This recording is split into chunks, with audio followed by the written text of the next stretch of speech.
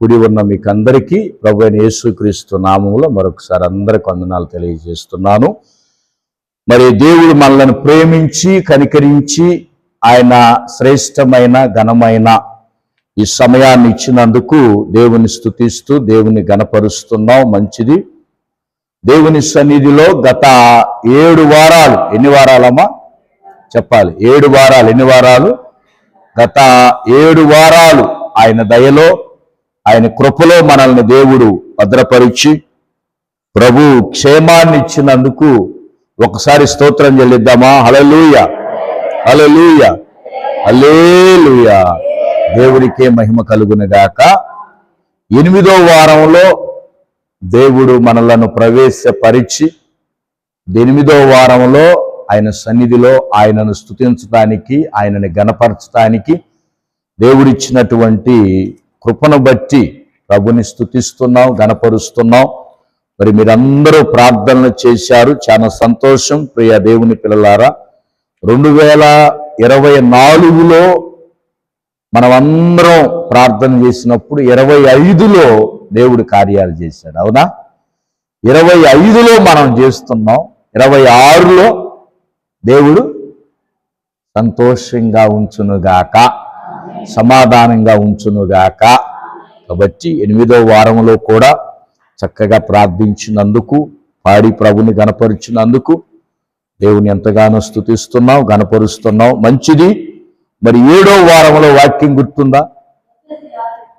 ఎఫెసీ 6 తుదకు ప్రభువు యొక్క మహాశక్తిని బట్టి ఆయన యందు బలవంతులై ఉండండి అనేది మనం ప్రారంభించాం. అందరూ అనండి, తుదకు ప్రభువు యొక్క మహాశక్తిని బట్టి ఆయన యందు బలవంతులై ఉండుడి.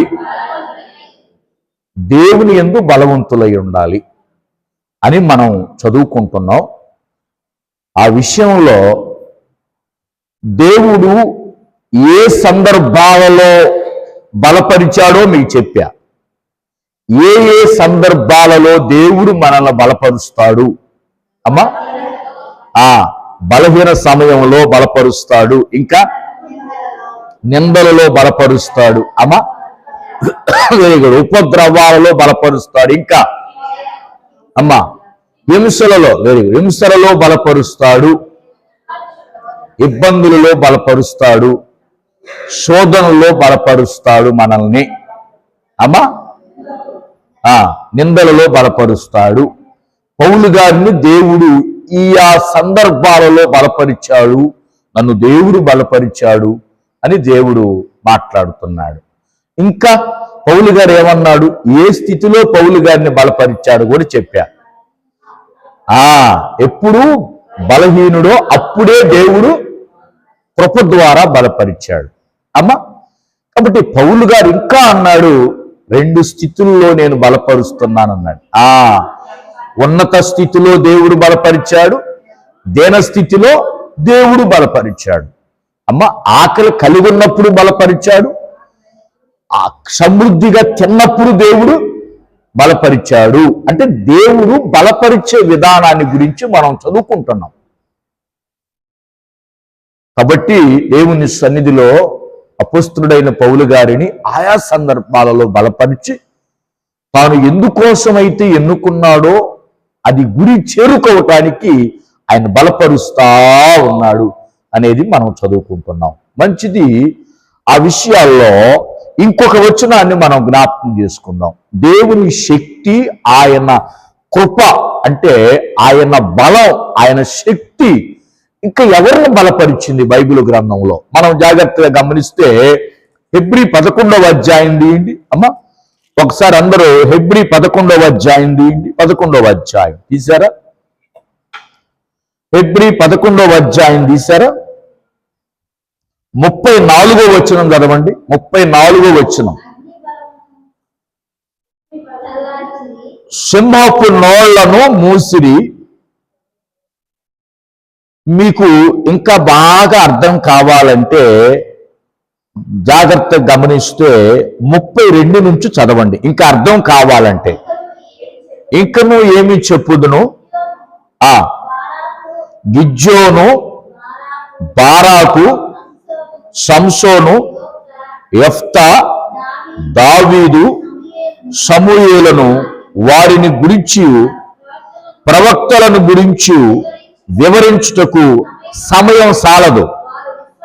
వారు విశ్వాసము ద్వారా రాజ్యములను జయించిరి, నీతి కార్యములు జరిగించిరి, వాగ్దానములు పొందిరి, సింహపు నోళ్లు మూసిరి, అగ్ని బలమును చల్లార్చిరి, ఖడ్గదారును తప్పించుకొనిరి. ఇది మనకు కావలసింది. బలహీనులుగా ఉండి బలపరచబడిరి, యుద్ధములో పరాక్రమశాలురైరి. దేవునికి స్తోత్రం. అన్యుల సేనలను పారద్రోలిరి. ప్రియమైన దేవుని పిల్లలారా, మనం హెబ్రీ 11వ అధ్యాయము 32 నుంచి 34 వరకు ఇప్పుడు మనం చదువుకున్నాం. అందులో కొంతమంది పేర్లు దేవుడు మెన్షన్ చేశాడు, అంటే కొంతమంది పేర్లు చెప్పాడు అక్కడ. వీళ్ళందరినీ కూడా దేవుడు ఏం చేశాడంటే బలపరిచాడు. జాగ్రత్తగా మనం గమనిస్తే 34వ వచనములో సింహాలు ఎదురుగా వచ్చినప్పుడు దేవుడు తన బిడ్డల్ని బలపరిచాడు. ఎవరిని బలపరిచాడు? సింహాల గుహలో ఉన్నప్పుడు సింహాల నోలు ముయించింది ఏ టైంలో?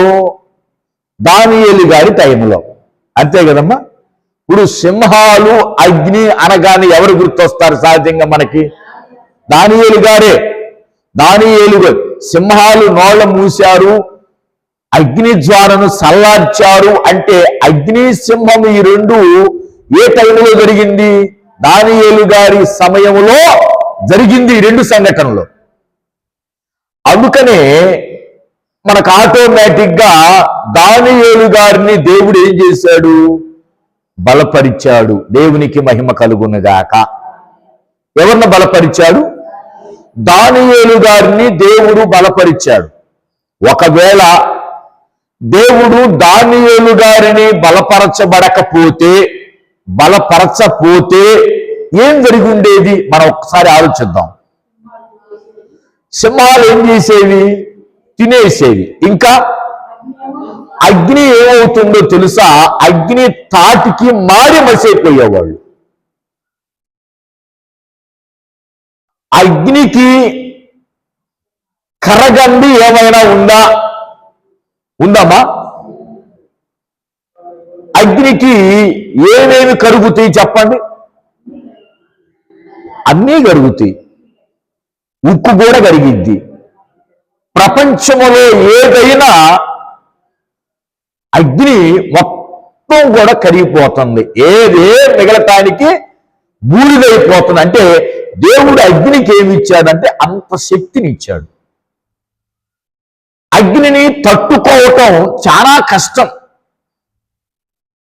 అందుకని అంటాడు, అగ్ని లాంటి మహాశ్రమలను గురించి పేతురు గారు రాస్తాడు పత్రికలో.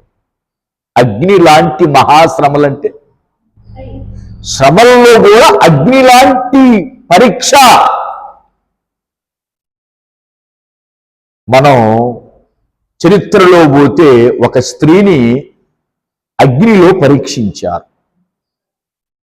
ఆమె శీలాన్ని పరీక్షించారు. ఎవరమ్మా? సీతమ్మ గారు. అమ్మ అగ్నిలో పరీక్షించారు. అగ్నిలోనే ఎందుకు పరీక్షించాలి? నేలల్లో పరీక్షించకూడదా? అగ్నిలోనే ఎందుకు పరీక్షించాలంటే ఏమైనా ఉంటే అగ్ని ఏం చేస్తుందంటే దహించి పడేస్తుంది. ఏం చేస్తుంది? దహించిద్ది. గనుక అగ్ని తట్టుకోవటం చాలా కష్టం. అగ్నిని ఎదుర్కోవటం చాలా కష్టం. అగ్నిలో నుంచి బయటికి రావటం చాలా కష్టం. రెండవది సింహము. అందరూ అనండి, ఏంటిది? సింహం. మృగజీవుల్లో మృగరాజులన్నిట్లో రాజు ఎవరు? సింహాన్ని. ఇక సింహం నోట్లో పడితే ఇక విడిపించబడటం చాలా కష్టం. దేవుని స్తోత్రం చెప్పండి, దేవుని స్తోత్రం చెప్పండి. పులన్నా అదో రకంగా తట్టుకోవచ్చు, కానీ జింకో లేకపోతే ఏ జిరాఫీనో ఎలుకబంటో ఏ కంటబడ్డా దవిక్యం తప్పించుకోవచ్చు, కానీ సింహం నోట నుంచి ఏది తప్పించుకోవటానికి అవకాశం లేదు. ఎందుకు లేదు? బలమైన జంతువు వేటాడటంలో అది వేటాడి మాంసం తింటుందంట, ఒకడితే మాంసం తినదంట. అది ఎంతమందికి తెలుసు ఈ విషయం? సింహం ఒకవేళ నక్కొచ్చి అమ్మ ఇదిగో అమ్మ ప్రేమతో ఇస్తున్నానంటే వద్దంటది. అది సింహం ఉద్దేశం ఏంటో తెలుసా? ఏమైనా సరే నా వేగముతో పరిగెత్తి నా శక్తితో ఆ జంతువును పట్టుకొని స్వయాన రక్తం తాగాలి. అది సింహం యొక్క కెపాసిటీ. సింహం యొక్క ధైర్యం ఏంటంటే వేటాడి వేటాడి తినటంలో తనకేముంది? తృప్తి ఉంది. అంటే తాను కష్టపడి సంపాదించిన మాంసాన్ని తినటంలో తనకేముంది? తృప్తి ఉంది. అదే మానవుడికి ఎవరో సంపాదిస్తే ఇటు దర్జాలు చేయాలి, ఎవరో సంపాదిస్తే కమ్మగా తినాలి, ఎవరో దగ్గర రూపాయలు తెచ్చుకొని అప్పులు ఎగ్గొట్టాలి, కమ్మగా తినాలి, శుభ్రంగా ఉండాలి, హాయిగా ఉండాలి, మనం మాత్రం పని చేయకూడదు. చూడండి సింహం యొక్క ఆలోచన ఎంత గొప్పదో. అటువంటి సింహాలకి ఎవరిని ఎరగా వేశారు? మా అందరికీ తెలుసు. ఎవరిని ఎరగా వేశారు? అమ్మా ఎవరిని ఎరగా వేశారు? దానియేలుని ఎరగా వేశారు. ఇక అందరూ అనుకున్నది ఏంటో తెలుసా? ఇక దానియేలు గారు ఉండరులే, దానియేలు గారు ఆయన స్నేహితులు ఉండరలేక ఇక ఈ అగ్నిలో నుంచి రావటం ఎవరి వలన కాదు. నెబుకద్నెజరు కాలంలో ఈ శిక్షలు అమలులో ఉండేయంట. ఏ శిక్షలు? ఈ శిక్షలు భయంకరమైనటువంటి శిక్షలు అంట. ఇంకోటి గమనించండి, ఇటువంటి శిక్షలు ఐగుప్తు దేశంలో లేవు. మరలా మీరు చరిత్ర మీరు జాగ్రత్తగా బైబిల్ చదివితే ఐగుప్తు దేశంలో జైళ్ళు ఉండేవి. ఏముండేవి? యోసేపు ఎక్కడికి వెళ్ళాడు? జైలుకి వెళ్ళాడు. కానీ బబులోను దేశంలోనే ఎందుకు ఇంత విచిత్రమైన శిక్షలు ఉండేయంటే బబులోను మహా సామ్రాజ్యం. అది దేవుని స్తోత్రం చెప్పండి. ఏ సామ్రాజ్యం? సామ్రాజ్యం కాదు అది. ఐగుప్తు అనేది ఒక చిన్న సామ్రాజ్యం, ఒక రాజ్యం అంతే ఐగుప్తు. కానీ బబులోను ప్రపంచం యొక్క ఈ చివర నుంచి ఆ చివరకు పరిపాలించినట్టుగా నెబుకద్నెజరు మహా సామ్రాజ్యం. బబులోను మహా సామ్రాజ్యం. మహా సామ్రాజ్యాలు ఎన్నో ఉన్నాయి బైబిల్లో?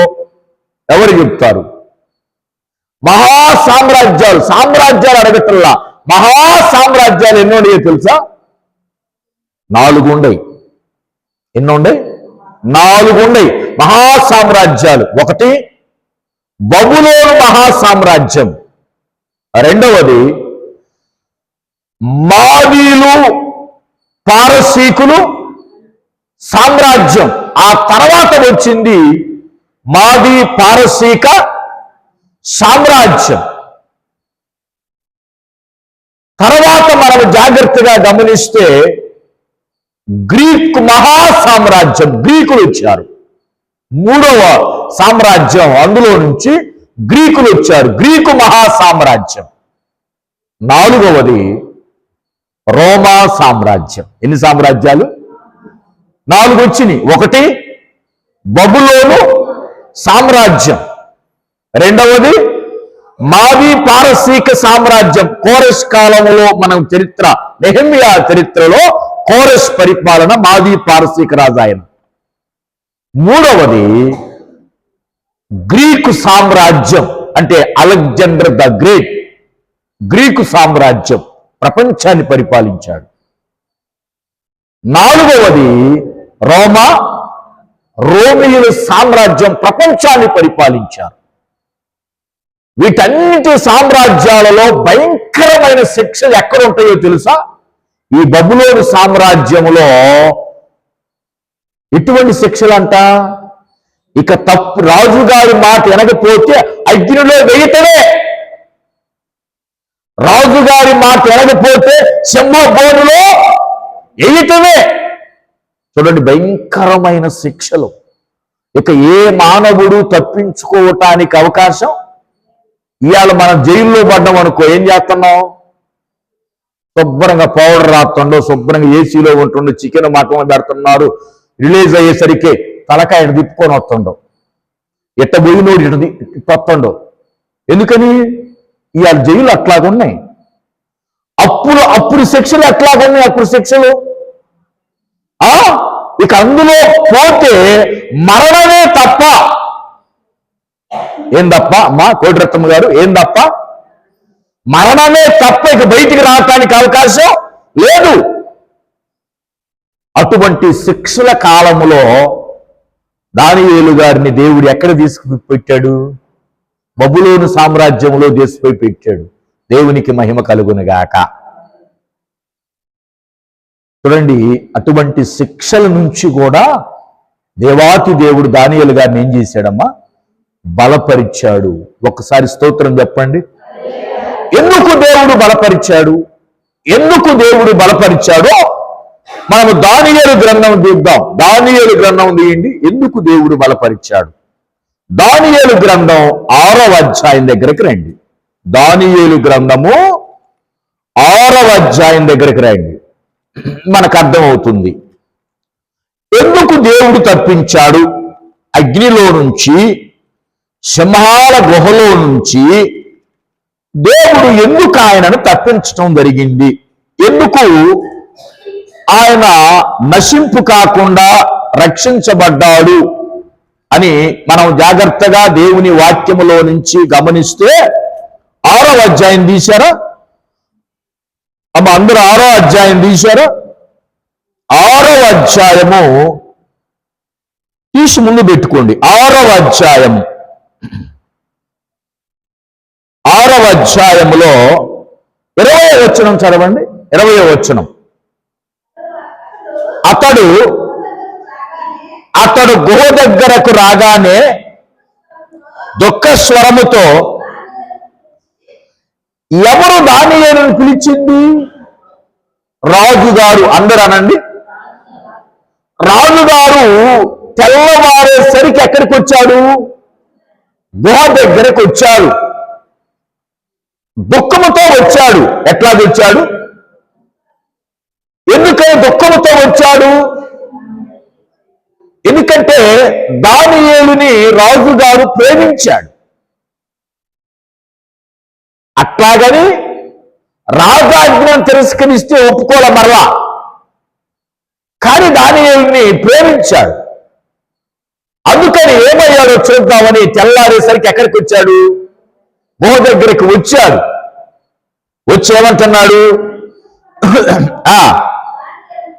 దానియేలుని పిలిచి, జీవము గల దేవుని సేవకుడమైన దానియేలు, నిత్యము సేవించుచున్న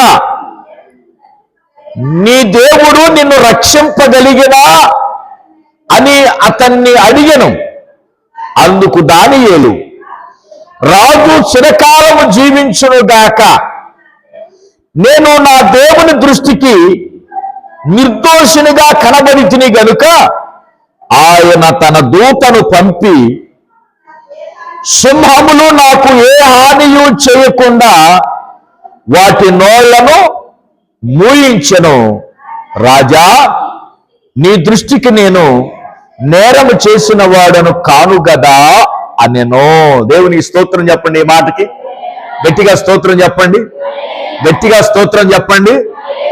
దేవునికి మహిమ కలుగునుగాక.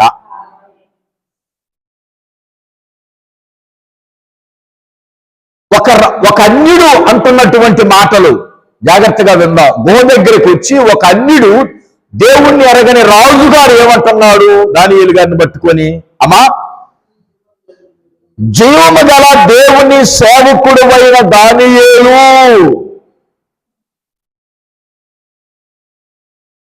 అంటే రాజుగారి నోటి అంటే ఏమొచ్చిందో చెప్పండి. ఇప్పుడు చెప్పాలి అందరూ. అంటే రాజుగారు ఒప్పుకున్నట్టేగా. ఏమని ఒప్పుకున్నట్టు? నీ దేవుడు జీవం గలవాడయ్యా, నీ దేవుడు గొప్ప దేవుడయ్యా, నీ దేవుడు శక్తివంతుడయ్యా, నీ దేవుడు బలవంతుడయ్యా, అది ఆ సంగతి నాకు తెలుసయ్యా. ఒక బబులోను మహాసామ్రాజ్యాన్ని పరిపాలిస్తున్న ఒక రాజుగారు, ప్రపంచాన్ని ఏలుతున్నటువంటి చరిత్ర, మహోన్నత చరిత్ర కలిగినటువంటి రాజుగారు ఎందుకు పనికిరాని ఒక బానిస దగ్గరికి వచ్చి ఏమంటున్నాడు? జీవము గల దేవుని సేవకుడు అయిన దానియేలు, దానియేలు ఇంకేమంటున్నాడు ఆ మాట? నిత్యము నీవు సేవించుచున్న నీ దేవుణ్ణి రక్షింపగలిగినా అని అతన్ని అడిగాడు. అంటే దానియేలు ఏం చేస్తున్నాడో రాజుగారు కూడా చెప్పారు. మరలా జాగ్రత్తగా వినండి చరిత్ర. అమ్మ, ఒక్కొక్క మాట మనకి విపులంగా మనం చదువుకోవాలి. అమ్మా, ఇప్పుడు దానియేలు అనుదినము ఏం చేస్తున్నాడో రాజుగారే చెప్పారు. నీవు నిత్యము సేవించుచున్న నీ దేవుడు నిన్ను రక్షింపగలిగినా అంటే అర్థం ఏంటి? నువ్వు ప్రతిసారి యేసయ్యా యేసయ్యా యేసయ్యా స్తోత్రం స్తోత్రం లెగిస్తే ఆయన పేరు, లెగిస్తే కూర్చుంటే ఆయనే, లెగిస్తే ఆయనే, తింటున్న ఆయనే, పడుకుంటున్న ఆయనే, నువ్వు ధ్యానిస్తున్నావే, స్తుతించావే, ఆ దేవుడు నిన్ను రక్షించగలిగాడా అసలు? ప్రియమైన దేవుని పిల్లలారా, ఈ మాటలు చదువుకోవటానికి ఎంత అందంగా ఉంటాయో. దేవుని స్తోత్రం. రాజుగారికి తెలుసు, రాజుగారికి తెలుసు దానియేలుకి ఏం కాదు అన్న సంగతి. ఒక్కసారి ఈ మాటకి చప్పట్లు కొడదామా? అమ్మా, అమ్మా, రాజుగారికి తెలుసు. కానీ రాజు గనక దానియేలుకు శిక్ష విధించకపోతే, జాగ్రత్తగా వినండి చరిత్రలో, దానియేలుకి శిక్ష విధించకపోతే ఇక ఆయన వెనక వస్తున్న ప్రతి ఒక్కడు రాజుగారి మాట లెక్క చేయడు. అందుకని రాజు తెలివి కలవాడు, శిక్ష విధించాడు. శిక్ష ఎందుకు విధించాడు? శిక్ష విధించకపోతే మంత్రుల దగ్గర వ్యతిరేకత వస్తుంది. జాగ్రత్తగా వినండి. రాజు శిక్ష విధించకపోతే మంత్రుల దగ్గర వ్యతిరేకత వస్తుంది, ప్రజల దగ్గర వ్యతిరేకత వస్తుంది. రాజరికానికి ఎవరు భయపడరు, రాజు చట్టానికి భయపడరు. అందుకని రాజరికాన్ని కాపాడటానికి దానియేలుని శిక్షను అమలుపరిచాడు. ఆ శిక్ష నుంచి తప్పించింది దేవుడే.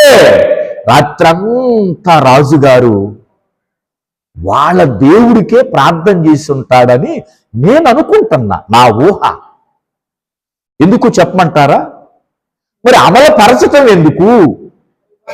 రాత్రంతా ఆయన నిద్ర లేకుండా ఈయన గురించి ఆలోచించటం ఎందుకు? అమలుపరిస్తే రాజ్యానికి గౌరవించినట్టు, రాజ్యాంగాన్ని, చట్టాన్ని అమలుపరిచినట్టు. మరి రాత్రంతా అన్నం తినకుండా ఉంటే ఇతని మీద ప్రేమ, ఇతని మీద ప్రేమ, ఇతని మీద ప్రేమ. ఏమండి, ప్రేమ లేనివాడు కమ్మగా తింటాడు. వాడు ఎడిపోతే నాకెందుకులే, హాయిగా గురక పెడతాడు. ప్రేమ లేని భర్తలు ఏం చేస్తారమ్మా? ఏం చేస్తారు? ప్రేమ లేని భర్తలు ఏం చేస్తారు? ప్రేమ లేని భార్యలు ఏం చేస్తారు? ఏదో వచ్చి వాడే తిరిగి వచ్చి ఒక ముద్ద తింటారులే, నేను కమ్మగా తిని ఆ సీరియల్ చూసి నిద్రపోదాంలే, ఎప్పుడో టైం 1 గంట 2 కొత్తడు తాగిపోయి. అందుకని ప్రియమైన దేవుని పిల్లలారా, ఈయన ప్రేమ కలిగినటువంటి వాడు గనుక దానియేలు నీవు క్షేమమేనా, దానియేలు నీవు సంతోషమేనా, నువ్వు ఎట్లాగున్నావు అని పరిగెత్తు వచ్చినప్పుడు దానియేలు గారు ఏమంటున్నారు రాజుగారిని? రాజు చిరకాలము చెప్పాలి. రాజు అండి ఇతన్ని హింసించిన ఆయన్ని గురించి ఏమంటున్నాడండి ఈయన? మరి మనం కాళ్ళు ఇరిగిపోను పాత్ర గారు ఏ రకంగా హింసిస్తున్నాడు అసలు. అందరూ పోతున్నారు కానీ అందరికీ రోజులు వస్తున్నాయి, అందరికి వస్తున్నాయి. అవన్నీ నా నోటితో నేను అనలేను. ఇప్పుడు ఆ లైవ్ వాళ్ళు చాలా మంది 200 మంది వింటున్నారు. ఎంత రానిక అప్లోడ్ చేసిన తర్వాత ఏంది అసలు అందరూ బాగుంటున్నారు. ఈ రకంగా ఇంకా నన్ను ఎదిరించడానికి పుట్టింది, ఇంకా బలం వస్తుంది, ఎదిరించడానికి నాకు బలం వస్తుంది అంటున్నాడు. మరి దానియేలు గారు ఏమంటున్నాడండి? గుహలో వేసిన, సింహాల బోన్లో వేసిన రాజా నువ్వెప్పుడు నిండు ఆరోగ్యాలు జీవించునుగాక. ఎందుకని? అతను జీవించి ఇతను చిత్రహింసలు చేయటానికా దానియేలుని? అయినా పర్వాలేదు రాజా, నీవు క్షేమంగా ఉంటే ఎందుకు? అప్పుడు దానియేలు ఒక మాట అన్నాడు. దానియేలు గారు ఏమన్నాడు తెలుసా? నేను నా దేవుని దృష్టికి నిర్దోషినిగా కనపడ్డాను గనుక ఆయన తన దూతను పంపి హాని చేయకుండా, దేవుని స్తోత్రం చెప్పండి, గట్టిగా స్తోత్రం చెప్పండి. ఏమండి, ఎందుకు దేవుడు దానియేలును బలపరిచాడు?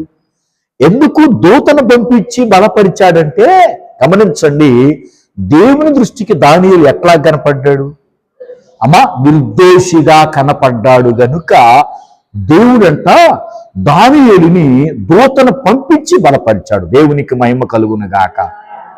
మన జీవితంలో కూడా మనం దేవుని దృష్టికి నిర్దోషులుగా మనం ఉండగలిగిన రోజున, దేవుని దృష్టికి దేవుని ఎదుట మనం ఆయనకి ఇష్టంగా మనం జీవించిన రోజునంట, మనం ఏదన్నా ఆపదల్లో పడినప్పుడు, శోధనలో పడినప్పుడు దేవుడు ఏం చేస్తాడు? మనల్ని తన దూతలను పంపించి, ఎవరినమ్మా చెప్పాలి, తన దూతలను పంపించి ఆ దూతల ద్వారా ఏం చేస్తాడు? మనల్ని బలపరుచునుగాక,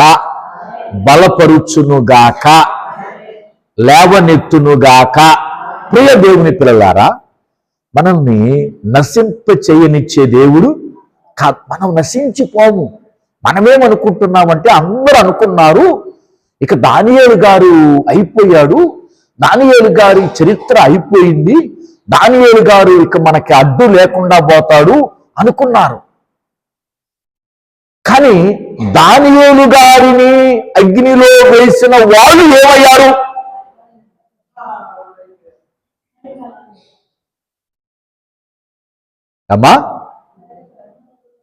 షెడ్రక్, మేషక్ ఇలా ముగ్గురిని తీసుకుపోయి వేసిన వాళ్ళు ఏమయ్యారు? వేసిన వాళ్ళు కాలిపోయారు. ఎందుకు కాలిపోయారు? ఆ అగ్ని ప్రభావానికి ఇప్పుడు వేసిన వాళ్ళు అగ్నిలోకి పోలా, మంటల్లో పడలా. ఆ సెగకి, ఏ సెగ? అగ్ని గుండం అంట 7 ఇంతలు ఎక్కువ చేశారంట. గుండం పెద్ద గుండం ఉంటుందంట, గుండం అగాధం అంట. ఇక ఎప్పుడు అగ్ని మండుతానే ఉంటుందంట. వేసిన వాళ్ళు ఆ సెగకు చనిపోయారు, కానీ అందులోకి వెళ్ళిన వాళ్ళు, ఒకసారి స్తోత్రం చెప్పండి, స్తోత్రం చెప్పండి. అగ్ని నుంచి దానియేలు గారిని ఎందుకు రక్షించాడంటే, దానియేలు హృదయం దేవునికి ఇష్టంగా ఉంది, దానియేలు గారి మనస్సు దేవునికి ఇష్టంగా ఉంది, దానియేలు గారి ప్రవర్తన దేవునికి ఇష్టంగా ఉంది గనుక ఆ బిడ్డను దేవుడు ఏం చేశాడు? కాపాడాడు. అందుకని ప్రియమైన దేవుని పిల్లలారా, మన జీవితాల్లో కూడా మనం ఎన్ని శ్రమలు వచ్చినా, ఒకవేళ అగ్ని లాంటి శ్రమలు అంటే ఎవరు చెప్తారు? అగ్ని లాంటి శ్రమ ఎవరికైనా వచ్చిందా? నేను అడిగేది ఈ చిన్న శ్రమలు కాదు, నేను అడుగుతుంది అగ్ని లాంటి శ్రమలు, ఇక పాస్టర్ గారు నాకు అగ్ని పరీక్ష వచ్చిందండి, ఇక అగ్ని పరీక్ష. ఈ చిన్న చిన్నది ఏముంది, భర్త అనటం, ఇవన్నీ చిన్న చిన్న, ఇవన్నీ సమస్యలు కాదు. అగ్ని లాంటి పరీక్ష, అగ్ని లాంటి పరీక్షలు వచ్చినా దేవుడు ఏం చేస్తాడు? దేవుడు ఏం చేస్తాడంటే, ఏం చేస్తాడో చెప్పమంటారా? మీరు ఆశ్చర్యపడొద్దు, మీరు భయపడొద్దు అంటాడు. చదువుదాం, ఒక మాట చదివి నేను ముగిస్తా. పేతురు రాసిన పత్రిక తీయండి. పేతురు రాసిన పత్రిక, పేతురు రాసినటువంటి పత్రికలో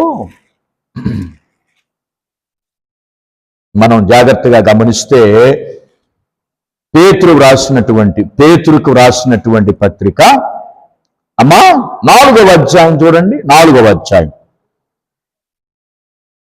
మొదటి పేతురు 4వ అధ్యాయము 12 చదవండి. 12, 13, 14 వచనాలు. ప్రియులారా, మిమ్ములను శోధించుటకు మీకు కలుగుచున్న అగ్ని వంటి మహాశ్రమను గురించి మీకు ఏదో ఒక వింత సంభవించునని ఆశ్చర్యపడకుడి.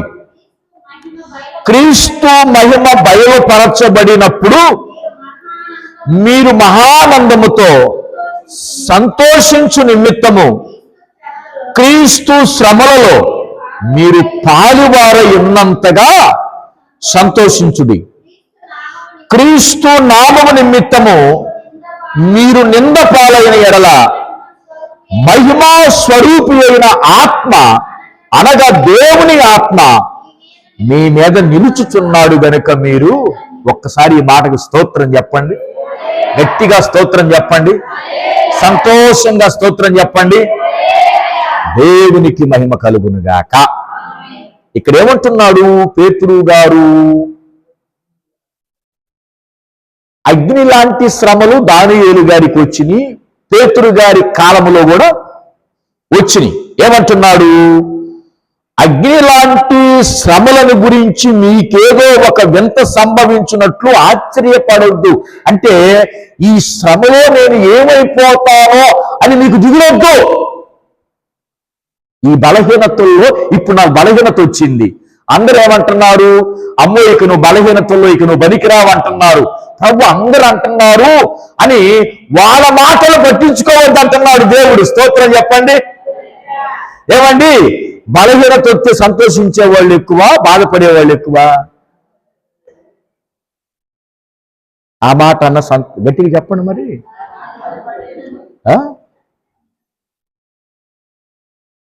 తెక్కనగాలే అనేవాళ్ళు ఉండరా? ఉంటారా లేదా? బాధపడే వాళ్ళు ఏమో తక్కువ, ఇక సంతోషించేవాళ్ళు అడ్డం లేకుండా పోతారులే, శుభ్రంగా అడ్డం లేకుండా పోతారులే. కానీ దేవుడు ఒక మాట అంటున్నాడు, వాళ్ళు ఎన్నన్నా అనుకోని, నీకు వచ్చిన శ్రమను గురించి ఎన్నన్నా అనుకొని నువ్వు ఆశ్చర్యపడొద్దు, అసలు నువ్వు భయపడవలసిన పని లేదు. ఎందుకో తెలుసా? ఆ శ్రమ వచ్చిందంటే దానికి అర్థం ఏంటన్నాడు? క్రీస్తు మహిమ బయలుపరచబడినప్పుడు మీరు మహానందముతో సంతోషించు నిమిత్తము క్రీస్తు శ్రమలలో మీరు పాలువారు ఉన్నంతగా, స్తోత్రం చెప్పండి.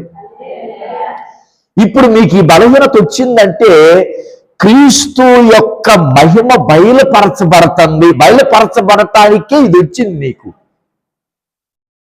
మరి క్రీస్తు మహిమను చూడాలంటే ఏమన్నా ఉచితంగా యేసయ్య చూపి మనకు చూపిస్తాడు. ఆయన అంత తేలిగ్గా చూపిడు.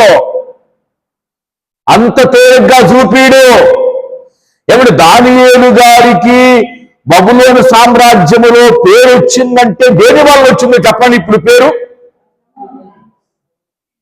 చెప్పాలి గట్టిగా. అగ్ని లాంటి శ్రమలు, సింహాలు లాంటి. ఇప్పుడు ఆ శ్రమ రాలేదనుకో దానియేలు గారికి, అసలు ఆయన అంటే ఎవరు తెలియదు. దానియేలు అంటే బానిస, లెక్కలు రాశారు. ఎవరికి ఎక్కడో పని చేసుకుని ఆయన కాపలాగా. బానిస అంటే దానియేలు అంటే బానిస అంతే. కానీ ఈ శ్రమలు రాబట్టి ఏమయ్యాడు? 10 మంది నోళ్ళల్లో పడ్డాడు, రాజుగారి కళల్లో పడ్డాడు. అసలు ఎంత మహిమ వచ్చిందో ఒక్కసారి స్తోత్రం చెప్పండి. పేతురు గారు ఏమంటున్నాడంటే, ఒక బలహీనత వచ్చిందంటే క్రీస్తు మహిమ బయలుపరచబడటానికే వచ్చింది. ఒక ఆపరేషన్ నీకు జరిగిందంటే, ఒక బలహీనత నీకు వచ్చిందంటే దాని వెనకంట బైబిల్ నా మాట కాదు, దేవుని మాట. క్రీస్తు మహిమ బయలుపరచబడినప్పుడు ఈ పారివారం కావాలంట మనం ఎందులో శ్రమలలో కావాలి. అయితే ఏం జరుగుతుంది? క్రీస్తు నామము నిమిత్తం మీరు నింద పాలైన ఎడల మహిమా స్వరూపైన ఆత్మ అనగా దేవుని ఆత్మ మీ మీద నిలుచున్నాడు గనుక మీరు, దేవుని ఆత్మ ఎప్పుడు నిలబడిద్దో తెలుసా మన మీద? దేవుని ఆత్మ ఎప్పుడు నిలబడిద్దని పేతురు గారు చెప్తున్నాడు. ఎవరు చెప్తారు? ఎప్పుడు నిలబడిద్దంట? క్రీస్తు నామము నిమిత్తము నింద పాలైనప్పుడు, నువ్వు నిందల పాలైనప్పుడు, నువ్వు బలహీనత పాలైనప్పుడు, నీవు కష్టాల పాలైనప్పుడంట దేవుడు తన ఆత్మకు పని చెబుతాడంట. గట్టిగా స్తోత్రం చెప్పండి ఈ మాటకి, గట్టిగా స్తోత్రం చెప్పండి ఈ మాటకి. మనమేమనుకుంటాం? అవ్వ నాకేది ఉండకూడదయ్యా, నాకేది ఉండకూడదయ్యా. దేవుని ఆత్మ నిలబడాలంటే ఏముండాలి? స్పష్టంగా చెప్పండి ఆ మాట అన్నా. అవును, అమ్మలు చెబితే ఏమన్నా వచ్చితే అనుకోవద్దు. ఎన్నిసార్లు చెబుతున్నా నేను. ఏమైంది? దేవుని సన్నిధిలో గమనించండి, దేవుని ఆత్మ ఎప్పుడు నిలబడిద్దో తెలుసా? దేవుని ఆత్మ ఎప్పుడు నిలబడిద్ది? ఎవరికి అవసరం దేవుని ఆత్మ తెలుసా? శ్రమల్లో ఉన్నవారు, ఇరుకుల్లో ఉన్నవారు, ఇబ్బందుల్లో ఉన్నవారు, బలహీనతలో ఉన్నవారంట దేవుని ఆత్మకి ఎక్కువ పనిపడిద్దంట. వాళ్ళను బలపరిచిద్దంట ఆయన ఆత్మ. స్తోత్రం చెప్పండి, స్తోత్రం చెప్పండి. కాబట్టి ఈ యొక్క మధ్యాహ్న కాల సమయంలో దానియేలుని దేవుడు బలపరిచాడు. ఎవరినమ్మా? దానియేలు లాంటి శ్రమల్లో మనం ఉన్నప్పుడు, అగ్ని లాంటి శ్రమల్లో మనం ఉన్నప్పుడు, మనం భరించలేని నీకు అలివిగాని సమస్యలో నీ ఉన్నప్పుడు మనం దిగులు చెందాల్సిన పనిలా, బాధపడాల్సిన పనిలా నువ్వేమీ కావు. ఏమన్నా అవుతావా? దానియేలుని అగ్ని ఏమైనా చేయగలిగిందా? సింహాలు ఏమైనా అంటే మనము దాన్ని నమ్ముతున్నాం. దేన్ని నమ్ముతున్నాం? ఇలాగ చేస్తాడు దానియేలు చరిత్రను మనం నమ్మాం కాబట్టి మనం ప్రార్థన చేయగలుగుతున్నాం. దేవుని స్తోత్రం చెప్పండి. అందుకనే హెబ్రీ పత్రికలు ఏమన్నాడు? బలహీనులుగా ఉండి బలపరచబడ్డారు. అగ్నిలో బలపరిచాడు, ఇంకా సింహాల్లో బలపరిచాడు, ఇంకా యుద్ధంలో కూడా సమయం లేదు. యుద్ధం అంటే మళ్ళీ గిజ్జోని కాలంకి వెళ్ళాలి. 300 మందిని 3 లక్షల మందిని తరిమారంట. స్తోత్రం చెప్పండి. ఎంతమంది? 300 మంది, 3 లక్షలు. 3 లక్షలు ఎక్కడా? మరి 300 మందిని దేవుడు ఏం చేశారు? యుద్ధంలో బలపరచబడబట్టి దేవుడు ఎరకుండి వెన్ను తట్టి బలపరిచాడు గనుక అన్యసేనలో పారద్రోలారు వాళ్ళు. కాబట్టి పగటి కాలంలో 8వ శుక్రవారం రోజున మనం అందరం ప్రార్థన చేస్తున్నాం. ఎందుకు చేస్తున్నామో తెలుసా? ఈ ప్రార్థనలు మనం బలపరచాలి. ఈ వాక్యాలు మన ఆత్మీయ జీవితాన్ని బలపరచాలి. ఈ పాటలు మనల్ని బలపరచాలి. ఈ ప్రార్థనలు మనం బలపరచాలి. నూతన సంవత్సరంలో నూతన బలముతో ప్రవేశించుదుముగాక. అందుకని ప్రియ దేవుని పిల్లలారా, మనం దేవుని గురించి బాధపడకుండా, దిగులు పడకుండా ఆయన యందు విశ్వాసం కలిగి మనం ముందుకెళ్దాం. దేవుడు మనల్ని బలపరుస్తాడు, మనం నిలపరుస్తాడు గనుక దయచేసి మనం అందరం ఆయన మీద నమ్మకం, ఆయన మీద విశ్వాసం కలిగి మనం ముందుకి వెళదాం. ఇంకొక ఉదాహరణ చెప్పి నేను ముగిస్తా. పరిశుద్ధ గ్రంథములో పరిశుద్ధ గ్రంథములో పొద కాలుతుంది. అర్థమైందా? ఏం కాలుతుంది? పొద కాలుతుంది. జాగ్రత్తగా వినండి. ఏం కాలుతుంది? పొద కాలుతుంది. కానీ పొదలో మంట ఉంది, పొద కాలిపోవట్లా. అర్థమైందా మీకు? ఇప్పుడు కంప ఉంది, కంపలో మంట వస్తుంది, కంప నిండా మంట వస్తుంది, కానీ కంప గాలిపోవట్లా. ఆ విచిత్రాన్ని ఎవరు చూశారు? ఇదేందా, ఎక్కడైనా అగ్ని మండుతుంటే ఏం కావాలి? బూడిదైపోవాలి. కంపంతా, చెట్టంతా, అడవంతా బూడిదైపోవాలి. ఇదేందో విచిత్రంగా ఉంది, మంట అయితే మండుతుంది, కానీ పొగ కాలిపోవటల్లా. ఏందా విచిత్రం చూద్దామని ఆ దిక్కుకి వెళ్ళాడంట మోషే గారు. దేవుని స్తోత్రం చెప్పండి. ఎక్కడ జరిగింది ఈ సంఘటన? అమ్మ, ఏ అరణ్యంలో? ఏ అరణ్యంలో? మనం అందరం బైబిల్ చదువుకుంటాం. ఏ అరణ్యంలో చదివింది అమ్మా? Very good. మిద్యాను అరణ్యములో. ఏ అరణ్యంలో? మిద్యాను అరణ్యములో జరిగింది ఈ సంఘటన. అది దీని అర్థం ఏంటంటే, పొదంటే మనం, అగ్ని అంటే శ్రమలు. కానీ మనం శ్రమల్లో ఉన్నా, శ్రమలు మనలో ఉన్నా, పొద కాలనట్టుగా మనం కూడా కాలిపోం. స్తోత్రం చెప్పండి ఈ మాటకి. ఎడిగా స్తోత్రం చెప్పండి. పొదలో అగ్ని ఉంది, కానీ పొద మాత్రం మన చుట్టూ అగ్ని లాంటి శ్రమలున్నా, మన చుట్టూ ఎన్ని బలహీనతలున్నా, పొద కాలకుండా కాపాడిన దేవుడు మనల్ని కూడా ఏమీ కాకుండా కాపాడునుగాక. అట్లాగా కాపాడాలి అంటే మనం ఎట్లాగుండాలో చెప్పి నేను ముగిస్తా. దానియేలు గారు ఏమన్నారు? నేను నా దేవుని దృష్టికి నిర్దోషినిగా కనపడ్డాను కాబట్టి కాపాడాడు. ఒకవేళ నాలో దోషం ఉంటే అగ్నిలో ఎప్పుడో కారిపోయేవాడిని, ఆ సింహాలు ఎప్పుడో తినేసి. నాలో ఏ పొరపాటు లేదు కాబట్టి దేవుడు నాకు తోడుగా ఉన్నాడు అన్నాడు. మనం కూడా 2025 చివరి దినాలలో ఏవైనా దోషాలుంటే ప్రభువా, ఏమైనా పొరపాట్లు నాలో ఉంటే నన్ను కడిగి శుద్ధీకరించి నీ దృష్టికి నిర్దోషిగా నన్ను నిలబెట్టయ్యా అని మనం ప్రార్థన చేసుకుని ముందుకెళదాం. దేవుడి మాటలు దీవించునుగాక. ఆమేన్. హల్లెలూయా, హల్లెలూయా, హల్లెలూయా. దేవునికే మహిమ కలుగునుగాక. ఆమేన్.